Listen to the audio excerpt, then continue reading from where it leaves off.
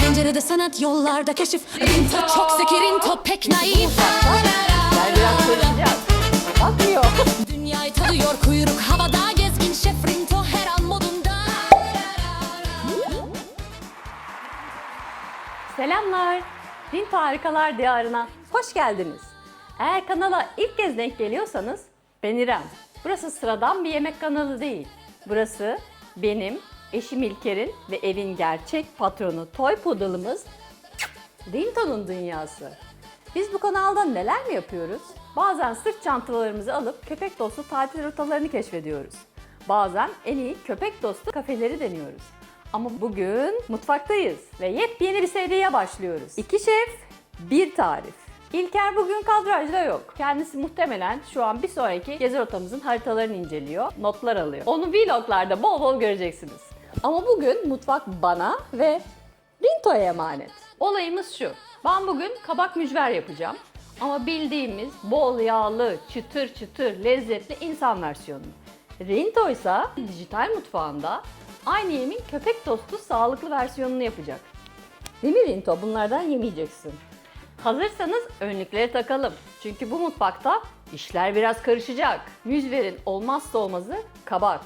Şimdi bu arkadaşları rendelememiz lazım. Bu arada size küçük bir sır vereyim. Sırf kol antrenmanı yapmak için spor salonuna gitmenize gerek yok. 4 tane kabak rendeleyin. Kol kaslarınız tamam. Rinto'dan çok var.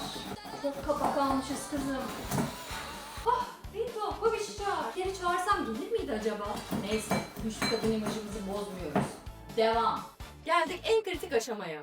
Mücverinizin içi hamur, dışı yanık olsun istemiyorsanız bu kabakların suyunu iyice sıkmanız lazım. Öyle kibar kibar değil. Bayağı hırsınızı alırcasına. Bunu yaparken eski sevgilinizi, trafikte önünüze kıran o arabayı ya da pazartesi sendromunu düşünebilirsiniz. Bakın nasıl suyu çıkıyor, terapi gibi. Kabaklarımızı rendeledik, suyunu sıktık. Peki ne unuttuk? Malzemeleri ben söylemedim ki size. Benimkiler belli zaten, aşağıya yazacağım. Rinto'nunkileri de yazacağım ama en azından tanıtayım. Kendini tanıtmak ister misin? Kabağımız var, havucumuz, yulaf unumuz çünkü glutensiz bir un gerekiyordu. Ev yapımı yoğurdumuz var, yumurtamız, azıcık bir maydanozumuz var. Bir kaşık da zeytinyağı kullanacağız. Annem malzemeleri saydı. Ama kolaya kaç lira miktarları vermedi. Ben detaylıca sayayım. O yine de çok isterse videonun açıklama kısmına yazı versin. Benim malzemelerim: 2 kabak, 1 havuç, 1 yumurta, 1 yemek kaşığı glutensiz yulaf unu, 1 tatlı kaşığı zeytinyağı, 2 dal maydanoz, 1 çay kaşığı yoğurt. Yoğurdu bağırsak dostu etkisi için kullanıyorum. Ev yapımı ve katkısız. Ben şimdi kabaklarımı ve havucumu rendeleyeceğim. Yok kol kasıymış, yok gözyaşıymış, trafikte önümüze kıran arabaymış. Ben bunlara takılmıyorum, o kadar da yorulmuyorum. Biz kabaklarımızın suyunu alırken Rinto da kendi havucunu rendeledi. Kabağını rendeledi. Karıştırmaya hazır. Bizim de kabaklarımız kurudu. Ruhunu teslim etti. Şimdi lezzetlendirme zamanı. Kabağımızın içine yumurtaları kırıyoruz. Unumuzu ekliyoruz. Ve tabii ki taze soğan, dereotu ve maydanoz. Bir de kabartma tozumuz var. Rinto, hiç öyle bakma kızım. Sana taze soğan yasak. Senin tarifinde o olmayacak. Senin tarifin birazdan geliyor. Gördüğünüz gibi evde hüzünlü bakışlar dramı yaşanıyor. Ama kanmıyoruz.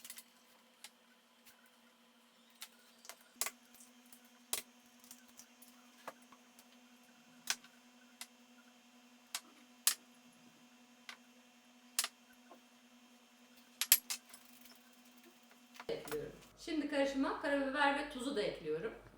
Rinto biraz buradan uzaklaşıyor.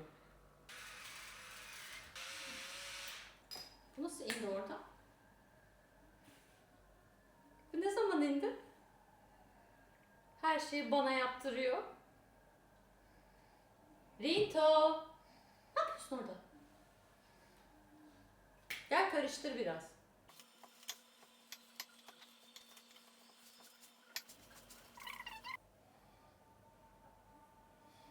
İkimiz de karışımlarımızı hazırladık. Bu benimki.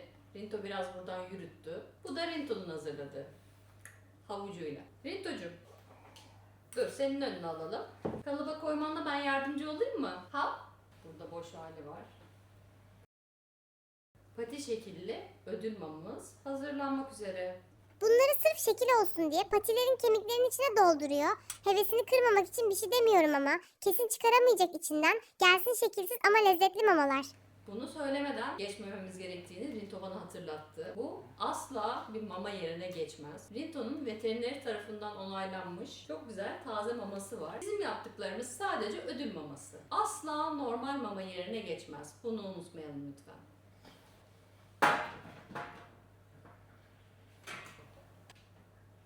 Biz hazırız. Fırına gidiyor. Hızlı olmam ve bu yarışı kazanmam lazım dostlar. Hırsıma yenilip de bu yarışı kaybedemem. En birinci ben olacağım.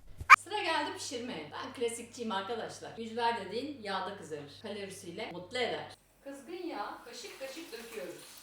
Cız sesini duyuyor musunuz? İşte mutluluğun sesi bu. Benimkiler nar gibi kızarırken kokusu tüm apartmana yayıldı bile. Benim tabağım hazır sayılır. Peki bu sırada Rinto ne yapıyor? O soğansız, tuzsuz, kızartmasız ama bol lezzetli pati mücveri için mutfağa girdi bile. Bakalım Şef Rinto bu tarifi köpeklere nasıl uyarlamış? Ben senden önce fırına attım bile mücverimi. Şekli bozuk olacak falan ama mis gibi. Kokuya bak kokuya. En birinci ben oldum. Ve mutlu son. Burası İrem usulü anne mücveri. Yanına da sarımsaklı yoğurt. Öf diyorum. Burası da Hint usulü sağlıklı fırın mücver. Şimdi bakalım nasıl yapmışız. Müthiş olmuş gerçekten. İlker çok şey kaçırdı. Rita, sen de tadar mısın kızım? Seninki burada. Yo, acıktın mı? Ben biraz heyecanlı bir tip olduğum için masada uslu yiyemedim tabii. Dayanamadım. Şimdi buraları bir güzel silip süpürürüm. Beğendin mi? Leziz. Ellerine sağlık.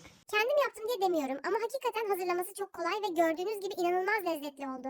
Bence hiç üşenmeyin, hemen kolları sıvayın ve benim bu özel tarifimi siz de mutlaka deneyin. Şimdiden afiyet olsun. Eğer siz de hem kendiniz hem de evcil hayvanınız için bu tarifleri denemek isterseniz detaylı malzeme listesini aşağıya bırakıyorum. Bizi izlediğiniz için teşekkürler. Gezilerimizi, Rinto'nun maceralarını ve mutfaktaki hallerimizi kaçırmamak için abone olmayı unutmayın. Bir sonraki tarifte veya gezelim yiyelim konseptli bir videoda görüşmek üzere.